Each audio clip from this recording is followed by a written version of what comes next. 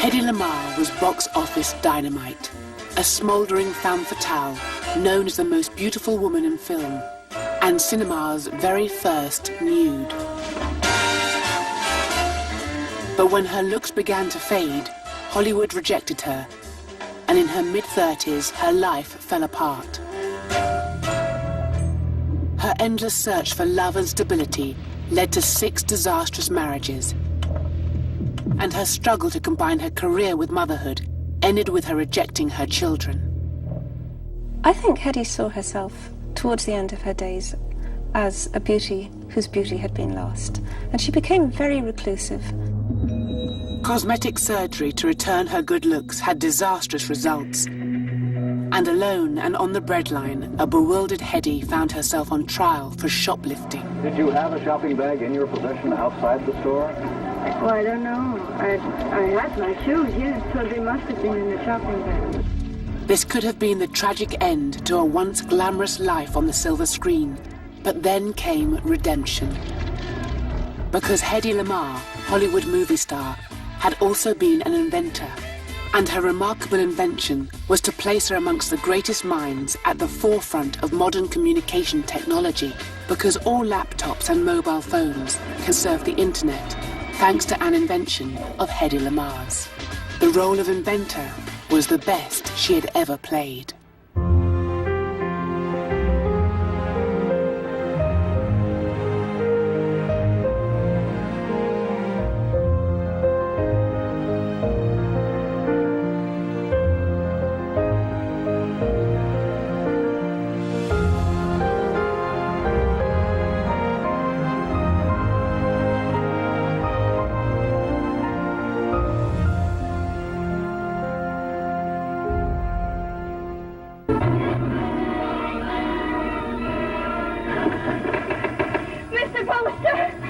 And then he beat me until I thought Hedy Lamarr, Hollywood film star and inventor, was born Hedwig Eva Maria Kiesler on the 9th of November 1914 in Vienna, Austria. Her parents were Jewish, her mother a pianist and her father a successful banker. And the Kieslers lived in a fashionable, cultured and middle-class district in the heart of Vienna's artistic quarter. Hedy's childhood was filled with music and the performing arts. One day, Mother promised me a nice present if I were good. The present was a visit, my first to the theater. I was thrilled and speechless.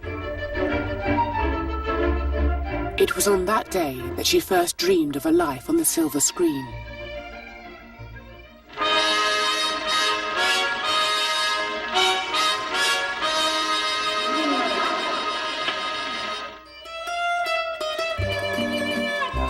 The young Hedy was beautiful. And in 1930, aged just 16, she found she was getting noticed. She began to land small roles in Vienna's lively film industry. Critics reported that this unknown, unnamed actress had eyes as pretty as a picture. One critic even declared Hedy to be the most beautiful girl in the world. Hedy, almost without trying, had made her mark as an actress in Vienna. But she had greater ambitions. She knew that if she wanted to make it big, she couldn't remain in Austria. So in August 1931, the teenage Hedy left Vienna and headed to Berlin, the heart of Europe's film industry.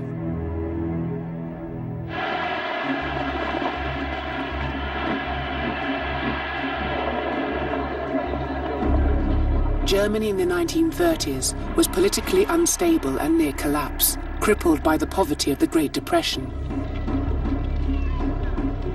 And when Hedy arrived there in 1931, the Nazis were on the rise and blaming the Jews for Germany's economic plight. Hitler appealed directly to both the working and middle classes and was using propaganda to gain support for his anti-Semitic policies.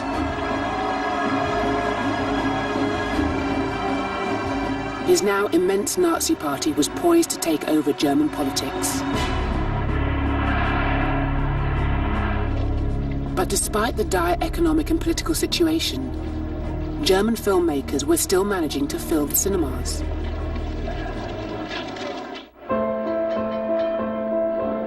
For a time, Hedy worked in both theatre and film in Berlin. But in 1932 came a breakthrough. Hedy was cast in the central role of Eva in a highly controversial Czech film, Ecstasy.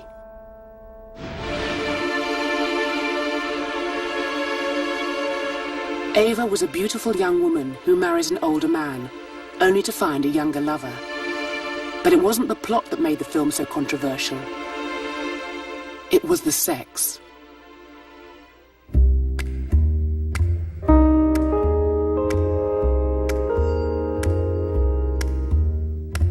This was the film that she ran nude from bushes to the lake for a dip, and the film that she has an orgasm in. And for audience at the time, this was truly shocking. This was the 1930s. This was not a time where people behaved like this on screen, even if it was a European art film. The film was released on the 18th of February 1933 in Vienna. Some critics said it was tasteful erotic art. Other critics claimed it was pornography. The film was banned in Germany, in America, and by the Pope. This made her name, and it made her name in the art house circles where the film was highly regarded, but made her name as a scandal in Hollywood and in America, where people only heard about these sequences. They probably never saw the film. But Ecstasy got Hedy in the headlines and seemed to launch her on the path to stardom. But then Hedy fell in love.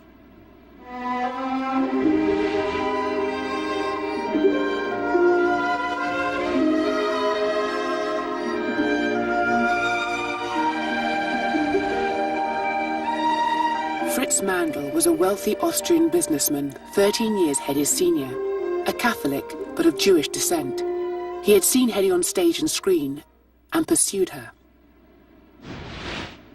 Hedy, aged just 19, was soon head over heels in love. It's hard to know why she fell for Fritz Mandl, but she does seem to have been attracted to powerful men, and I think she may have seen him as a way out, as a way forward, as maybe somebody who could help her career. Maybe he was very rich, maybe that was what she was attracted to.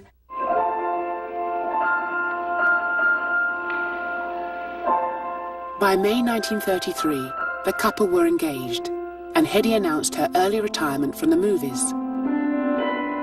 I'm so happy about my engagement that I'm unable to be sad about my departure from the stage. Hedy's film career seemed to be over almost before it had begun. The happy couple were married in Vienna on the 10th of August 1933.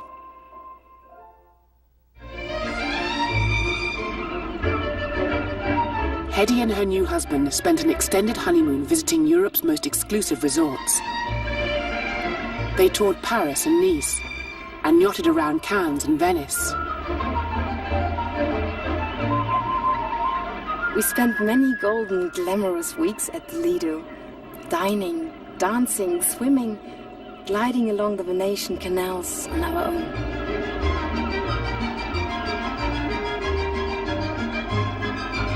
And when they returned to Austria in January 1934, Mandl gave Hedy everything he thought a young wife could want.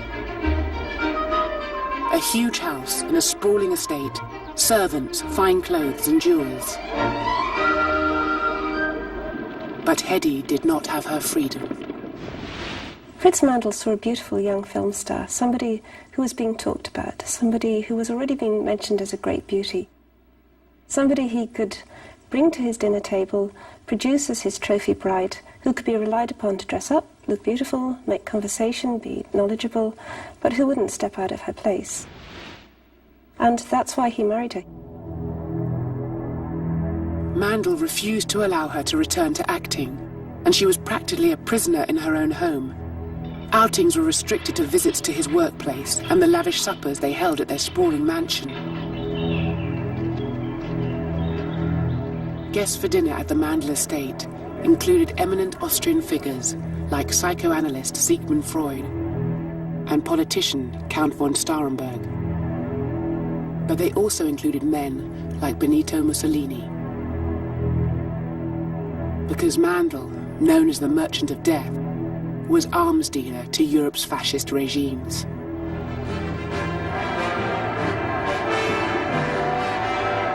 By the mid-1930s, fascism was on the rise across Europe.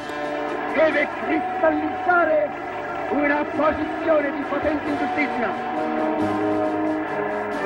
In Italy, Mussolini, as the head of the fascist party, had used extreme violence to crush all opposition.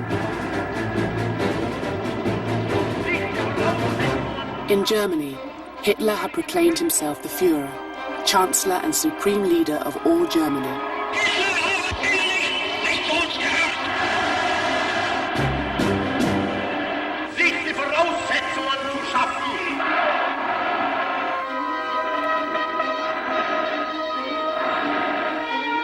And in 1935, as a first step to solving what he saw as the Jewish problem, Hitler introduced the Nuremberg Laws, which deprived Jews of their rights as German citizens.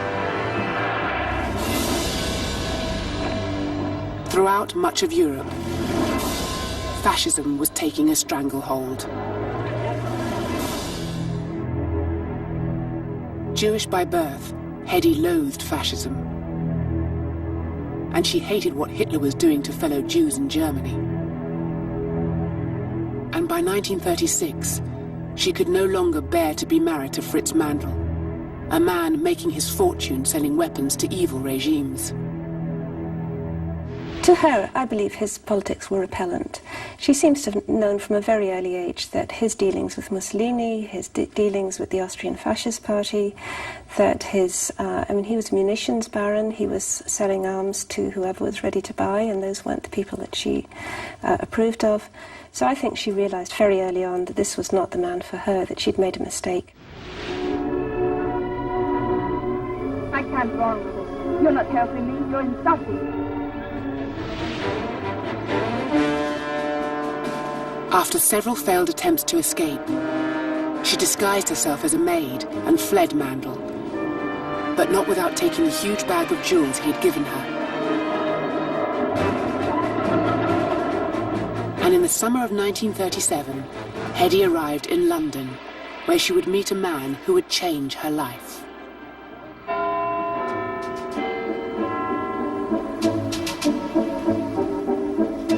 Because in London was the top man from MGM, one of Hollywood's greatest studios, Louis B. Mayer. He was there to sign up the very best of the European actors who had fled the oppressive German regime. Hedy was introduced to him, but Mayer was only interested in giving her a standard contract on a standard wage. Hedy had a better idea. She had to get him on his own.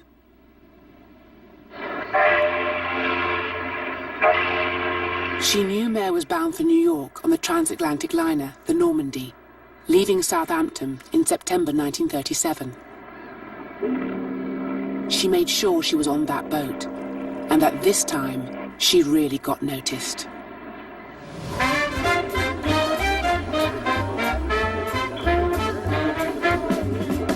During that journey, Mayer agreed to give her a lucrative contract and to set her on the path to stardom. But there were two conditions. She had to fulfill certain Hollywood requirements, lose a little bit of weight, look a little bit more glamorous, and of course her name. Jewish, obviously, German, obviously that wouldn't do. Hedy Kiesler would have to change her style and her name. Mayer demanded perfection, and he got it.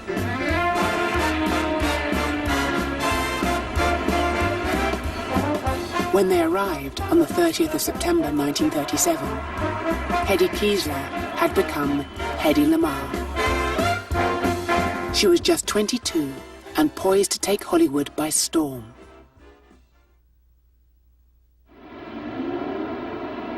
On the 13th of July 1938, Hedy appeared in her first Hollywood film, Algiers.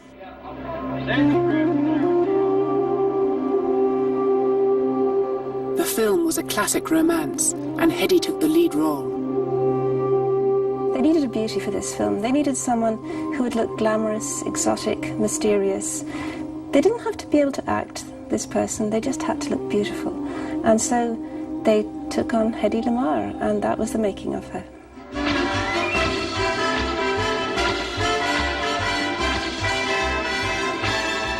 Algiers made her a star overnight. It made her face familiar. She was on notice boards, she was on posters, she was on the front of film star magazines. She was every girl's dream. Everybody suddenly wanted to look like Hedy Lamarr.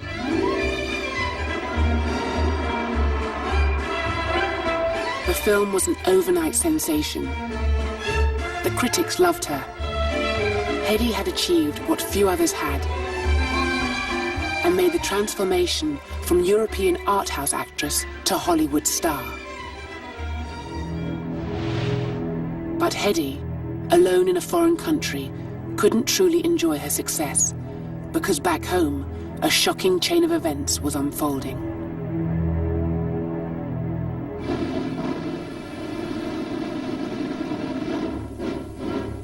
By 1938, Nazi Germany had annexed Hedy's native Austria. Her fellow Jewish neighbors, her family, everyone in her childhood community were now classed as enemies of the state. On the 9th of November 1938, Jewish homes were ransacked.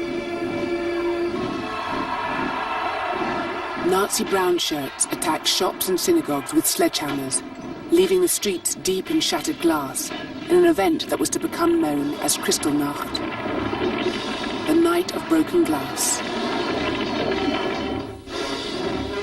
30,000 Jewish men, a quarter of all Jewish men in Germany, were rounded up and taken to the newly formed concentration camps. Kristallnacht was a turning point, the beginning of a vicious new phase of Hitler's anti-Semitism that foreshadowed the genocide to come.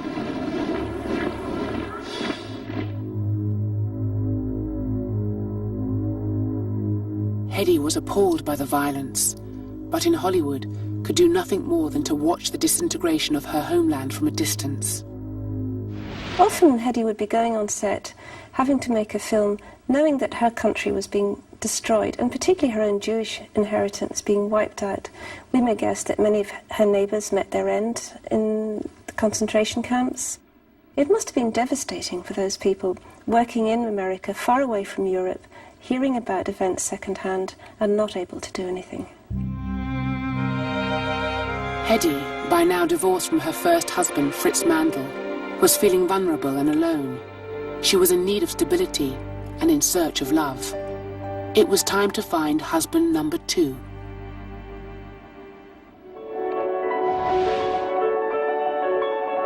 Gene Markey was a charming socialite and playboy, as well as a Hollywood screenwriter. And in the spring of 1939, he and Hedy began a whirlwind romance. On the 4th of March 1939, just 1 month after their first meeting, they were married at the governor's palace in Mexico. The wedding was a spontaneous affair with only 3 witnesses.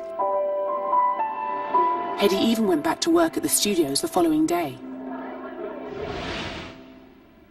Later that year, the couple adopted a son, James. Almost overnight, Hedy had an American husband and family. But Hedy and Markey's relationship was short-lived. Just 4 months later, on the 3rd of October 1940, they were divorced. Hedy, aged just 25, had clocked up another failed relationship. But very soon, events would unfold that would transform Hedy from Hollywood starlet into one of the most important inventors of all time.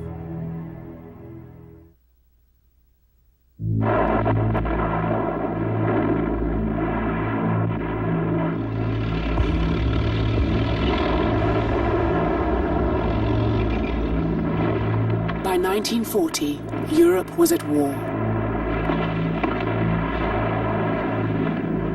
Poland had fallen, and the German army had invaded and conquered much of Scandinavia, the Netherlands and Belgium, and had overthrown France.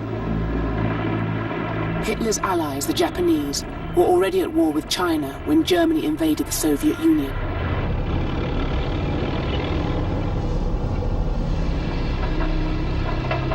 The war had gone global. In America, President Roosevelt was holding on to his policy of non-intervention, but all that was about to change.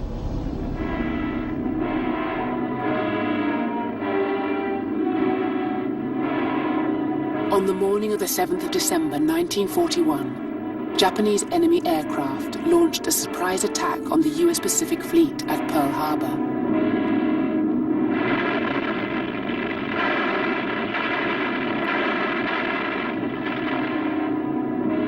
Within just 24 hours, Roosevelt's non-interventionism was over. America had no choice but to declare war on Japan.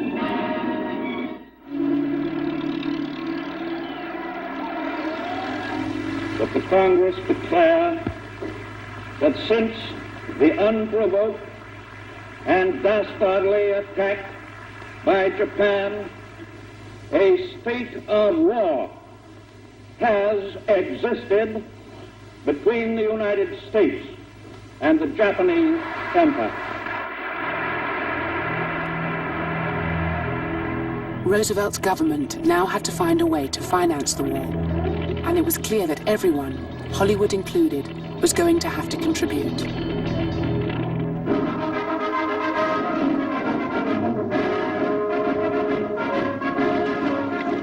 Hollywood's most famous movie stars leave the film capital to help the government sell war bonds. Irene Dunne, Ronald Colman, Hedy Lamarr, Greer Garson, all part of a contingent of some 50 screen celebrities giving their time and talents to aid the national war effort. Roosevelt's big idea was war bonds, a voluntary loan system that generated instant cash for his government, at the same time as making the American people feel more involved in the war effort. And all the Hollywood stars stepped up to boost sales. The storeman with a high hat will be coming down your way. Get your savings out when you hear him shout, any bonds today, any bonds today. Hedy was especially determined to prove her loyalty to her new home country by putting her face and name to the war bond sales drive. And how that crowd lines up to buy bonds from their favorites. They buy knowing that every dollar invested helps send more planes, tanks, and ships to the United Nations. Over the course of the war, 85 million Americans purchased bonds totaling over $180 billion. We all invest in the USA. Hedy alone raised $25 million in bonds, visiting 16 cities in just 10 days. But Hedy would do so much more.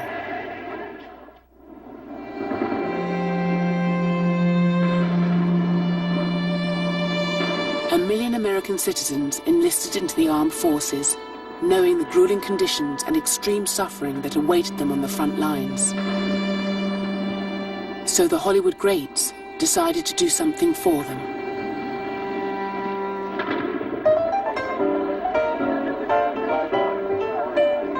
On the 3rd of October 1942, the Hollywood Canteen opened. It was a club for entertaining Allied servicemen on their way to war. The serviceman's ticket for admission was his uniform. Everything at the canteen was free of charge, and cooking the food and waiting the tables were the Hollywood greats. In the Hollywood canteen, just like everybody else, she had to wait tables, she had to cook, she had to wash up, and she had to kiss the soldiers, something that she said she found very uncomfortable, but that she got used to doing. So a kiss from Hedy Lamarr was your send-off to the front, and many soldiers remembered it to the end of their days. I constantly worked at the canteen, and I worked hard. Some nights I signed so many autographs I thought my arm would drop off, but I couldn't resist those boys, and in the end, I was able to dance with pleasure. But Hedy was frustrated. She didn't feel at ease in Hollywood while the rest of Europe was suffering, and she was convinced she could play a more useful role in ending the war. Particularly as she'd been keeping a close eye on how the Battle of the Atlantic was developing.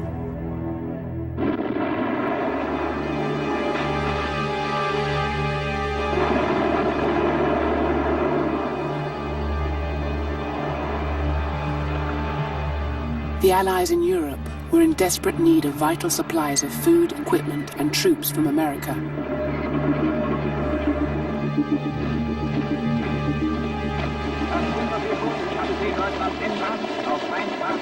But by the end of 1942, German enemy U-boats were perilously close to completely severing the lifeline that stretched across the Atlantic from America to Britain.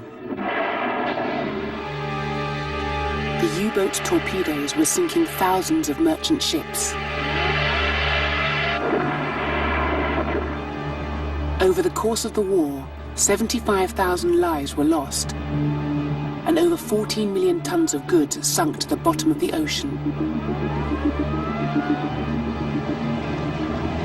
Even Churchill later admitted that the only thing that really frightened him during the war was the U-boat peril.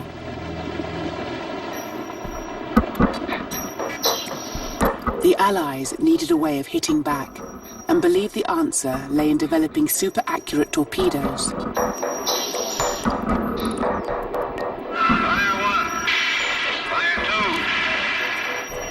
Most torpedoes, once launched, couldn't be guided. But the Allies knew if they could develop a revolutionary new guidance system, they could be sure of destroying their enemy targets more often. Critically, that system had to be a secret one, so the enemy would never be able to intercept or jam it. More U.S. Navy activity. Torpedo trial. But the Allies simply couldn't find a way of secretly guiding their torpedoes. Hedy, though, was certain she had the answer. She just needed to find the right person to help her put it together.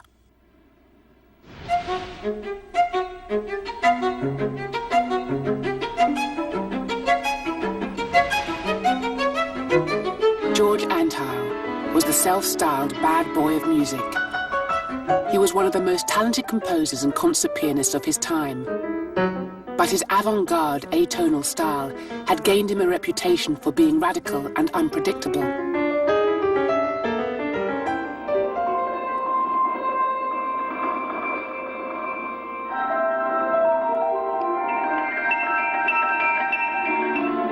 His best-known composition, Ballet Mécanique, was not a ballet for human dancers, but for 16 synchronized automated pianos. And knowing Antheil's cutting-edge musical style had given Hedy an idea. So at a Hollywood dinner party, she met George Antheil. She realized he was the man who could help her. She scrawled her name on his car in lipstick and a telephone number, said, "Contact me," which of course he did. Antheil may have been bowled over by Hedy's beauty, but he was equally impressed by her mind. The Hedy whom we know is not the Hedy you know. You know something which the MGM publicity department has, in all its cunning, dreamt up. There is no such Hedy. They have long ago decided that in order to give her sufficient sex appeal, they will make her faintly stupid. But Hedy is very, very bright. Hedy is an intellectual giant. Hedy persuaded Antheil to work with her on an invention which she believed could protect shipping and win the Battle of the Atlantic. Because Hedy had an idea for a secret radio-controlled torpedo guidance system. It seems that when she was in Vienna, when she was still married to Fritz Mandl, she'd been listening to some interesting conversations that took place around the dinner table.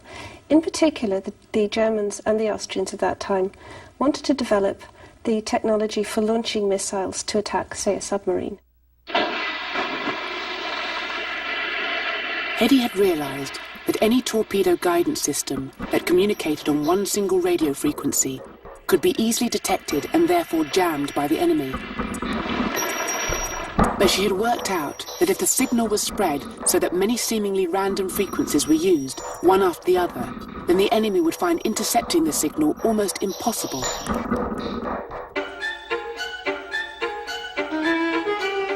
And that's where George Antheil stepped in.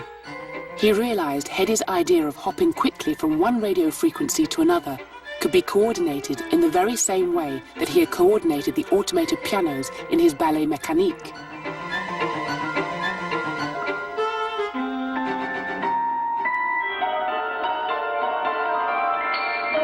In Hedy and Antheil's design, a piano paper roll will be placed in both the transmitter and in the torpedo receiver. Each paper roll would be perforated with the same complex random pattern, a set of secret instructions for switching communication frequencies. Because the rolls were identical and were started at exactly the same time, the transmitter and torpedo would communicate in perfect synchronization. If the enemy chanced upon one part of the signal, it was almost impossible for them to follow the signal to the next random frequency. Hedy and Antheil's frequency hopping, or spread spectrum invention as they called it, was almost impossible to jam.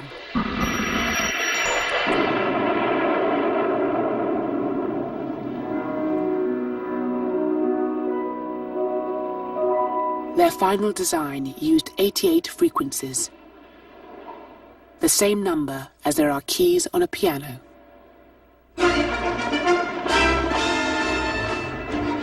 Hedy and Antheil sent their revolutionary spread spectrum idea to the Patent Office in Washington, D.C. in 1940. The idea was leaked to the press, who proclaimed, "So vital is her discovery to national defense that government officials will not allow publication of its details. Her invention, held secret by the government, is considered of great potential in the national defense program." A patent for Hedy and Antheil's secret communication system was granted on the 11th of August 1942. Antheil then presented it to the American government. George Antheil went to Washington and negotiated as best he could, sold the idea as best he could. But in the end of the day, people thought, well, that's funny, the modernist composer, the Viennese actress, and they think they're going to solve the war problem. So I think they were listened to, but they were not really listened to. But for all the hype, Hedy and Antheil's idea was rejected.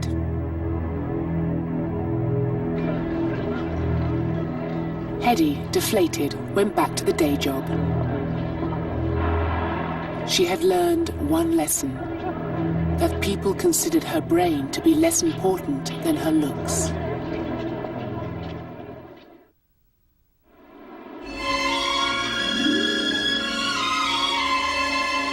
In 1942, Hedy was cast as Tondeleyo in White Cargo. The film was one of her biggest hits and secured her reputation as an exotic, erotic fantasy. And it was while she was filming for White Cargo that on Christmas Day 1942, just after her 28th birthday, Hedy met Eton-educated Englishman John Loder. Apparently Betty Davis introduced him to her, and she was very attracted to this man. He was a debonair Englishman, very much the sort of Clark Gable looks of the day, and he had a minor career, nothing too extravagant, but I think he represented stability for her.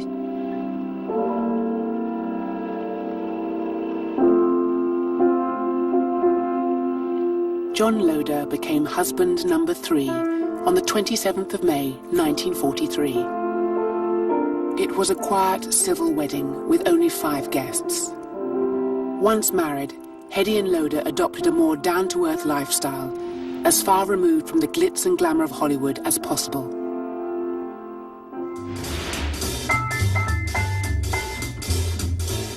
Hedy was happy. Her invention may have been rejected, but as well as a flourishing movie career, she had a comfortable home and the stability she had always craved. It was a high point in her life. And then, in the spring of 1945, Hedy and Loder had a daughter, Denise. By the winter of 1945, Hedy was pregnant again, this time with a son, Anthony. And I think just for a short period, it seemed to her like she had got everything. She had emigrated, she had made her way in Hollywood, she was a star, she was a name on everybody's lips. She had a husband, had a perfect home, and the future looked very rosy. Just for a short period, she seemed to have it all.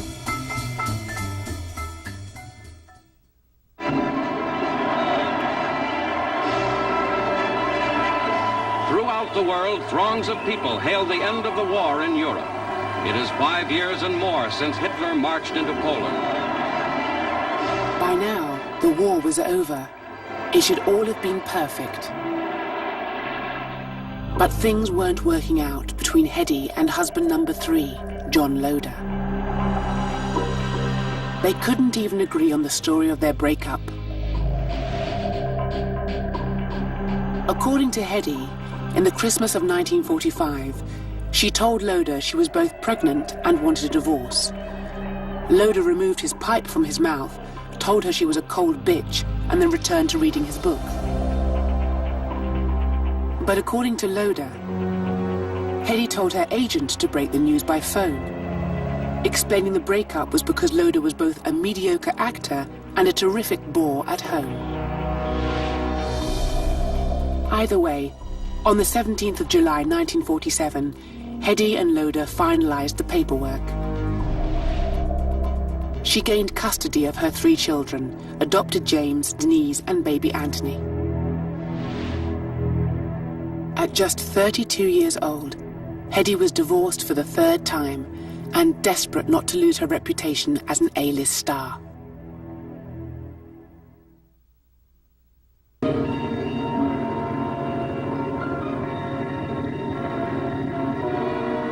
Okay, cut. Camera. All right, here's sound. Okay, sir. All right, print it. In 1947, one of Hollywood's greatest directors, Cecil B. DeMille, began casting for his biblical extravaganza, Samson and Delilah. She saw it as one last chance to really make her mark. She is ravishing as Delilah. This is Cecil B. DeMille with all his camp classic glory. This film is to die for. This is a film all about spectacle, it's about indulgence, it's about decadence. And she just lays back, letting the camera caress her. The camera loves her in this film. And she is seductive, she's beautiful, she's languid. She is the temptress, she's the perfect Delilah. And it was a great coup to cast her in that film. This was Hedy's best ever performance. The critics loved her and the audience loved her. Samson and Delilah was the highest grossing film of the year. Better still, the film received Hollywood's greatest recognition, 2 Oscars. It did hugely well with audiences. They flocked to see it. And just for a moment, it looked like she'd re-entered Hollywood. She was big again. And I think she thought, I'm back. But of course she wasn't. By now, Hedy was 35 years old, and her life was beginning to unravel. Her career had been based largely upon her extraordinary beauty, but Hollywood now wanted not just a younger look, but a different look altogether. Women like Marilyn Monroe would be the new leading ladies. Let her go. I'll give you the money. You're Mrs. Poster. Yes. Hedy was having to fight harder and harder for the strong woman roles at which she excelled. She realized her time at the top was coming to an end. She wanted a fresh start.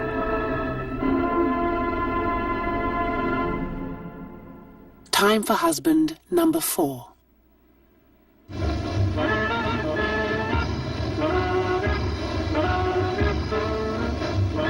Ted Storfer was a ladies' man, a nightclub owner and former band leader. He'd made his name in swing and jazz. In 1949, Storfer was living the high life in Acapulco, Mexico. Hedy visited, fell in love, and on the 11th of June 1951, they were married.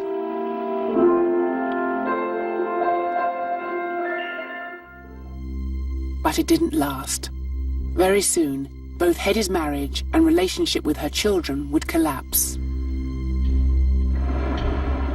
Back in Hollywood, she found she had to earn the money to support her family. She also regularly visited a psychotherapist and was beginning to feel overwhelmed by the pressures of combining work and motherhood. By February 1952, she had moved back to Beverly Hills and had placed all 3 of her children at a boarding school there. I think she was under a lot of pressure at this time. She was the breadwinner in the family. She had to find roles in an industry that was largely rejecting her. And she was really losing it. And the children were an aggravation. So I think, although she always saw herself as a mother, the actual nitty-gritty of parenting really eluded her, and it became more convenient to have somebody else look after these children. Hetty's eldest child, James, was disruptive at school and found it difficult to settle in. And Hetty didn't seem to know quite what to do with him. She seems to have been always just a little bit less fond of the adopted child, James Loder, than she was of her own birth children. And he seems to have been a troubled child. Maybe he sensed this, maybe he sensed that he was a little different, a little bit less favoured. And there seemed to have been constant frictions, just little run-ins between her and him. And then, just inexplicably and really unforgivably, she then offloaded him. She more or less told him not to come home from school, and seems to have found a surrogate family to bring him up. Hetty simply abandoned her adopted son. He was rescued by his teacher and her husband, who took him in to live permanently with them. It would be 40 years before they would repair their relationship. This is one beating you're not right.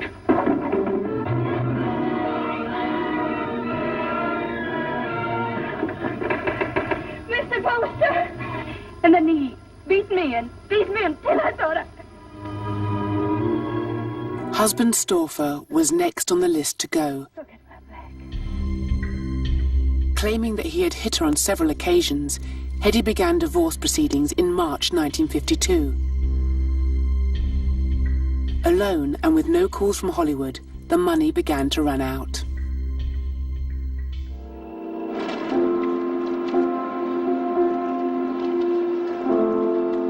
So J. Howard Lee, oil baron and millionaire, became husband number 5 on the 23rd of December 1953 in New York. The happy couple settled in Texas in luxury.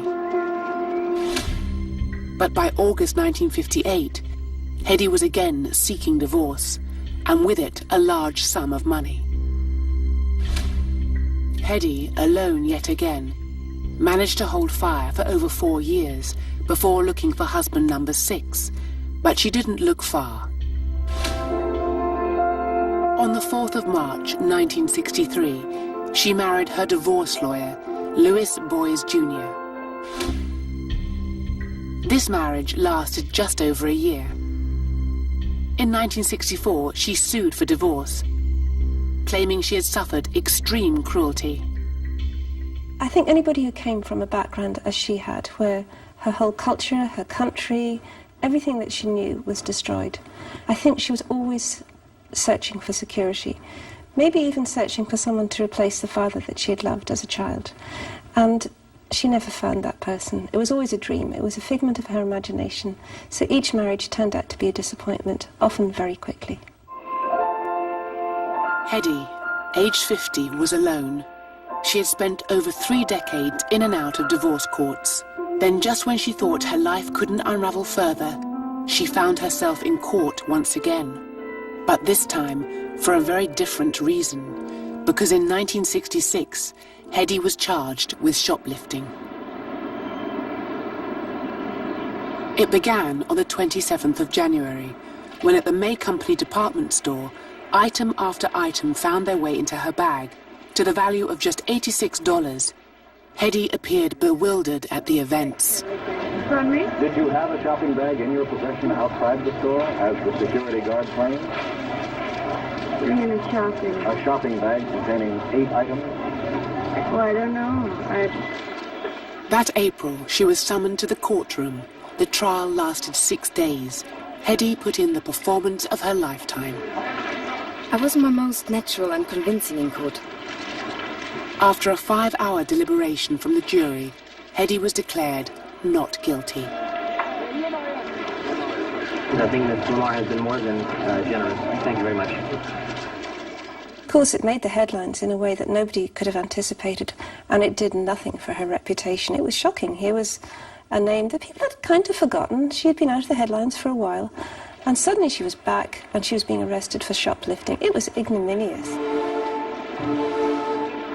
Today, I am a woman over 50 with no money for the next meal, and children that I'm unable to help. By the 1970s, Hedy was in increasingly poor health. Years of plastic surgery had taken their toll on her looks. I think Hedy saw herself, towards the end of her days, as a beauty whose beauty had been lost, and she became very reclusive. She looked back on her film roles, and I think she regretted what might have been. And I think she always thought that Hollywood hadn't made the best use of her. So she had a certain resentment always towards Hollywood. It had made her, but it hadn't made her enough. By the early 1980s, Hedy was living alone, largely housebound, a name from the past. Few of her neighbors realized they had a former Hollywood star living just next door. But then came redemption.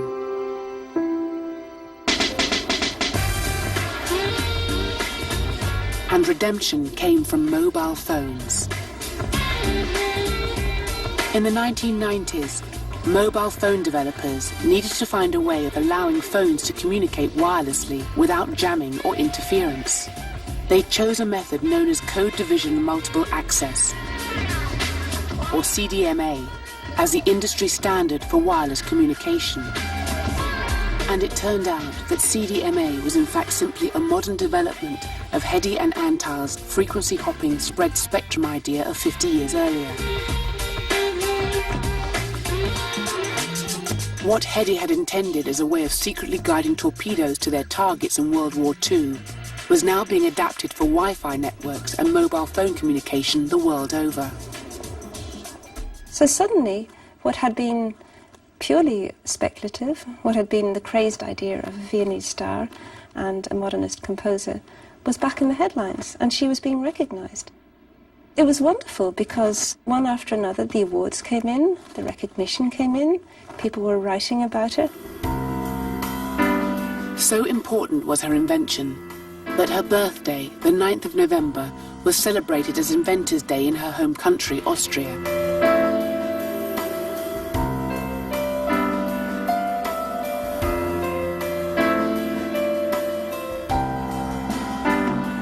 Now in her 80s, she was once again rich and famous. And of course from that moment onwards, it's wonderful because she began to get the recognition that she'd never got. And not only that, she got recognition for her brilliance, for her genius, which had certainly eluded her in her professional life.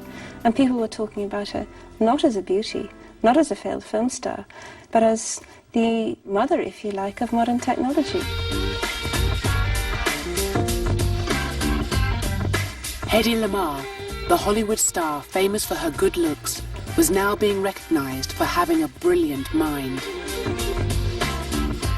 When she died on the 19th of January 2000, Hedy left 3 children, a multi-million-dollar estate, and a technological legacy that changed the way the world communicates.